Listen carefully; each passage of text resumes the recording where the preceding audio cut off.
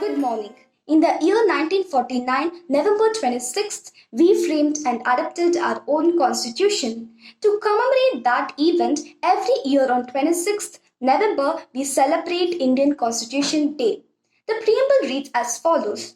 We, the people of India, having solemnly resolved to constitute India into a sovereign, socialist, secular, democratic republic, and to secure to all its citizens justice, social, economic, and political, liberty of thought, expressions, belief, faith, and worship, equality of status and opportunity, and to promote among them all fraternity, assuring the dignity of the individual and the unity and the integrity of nation.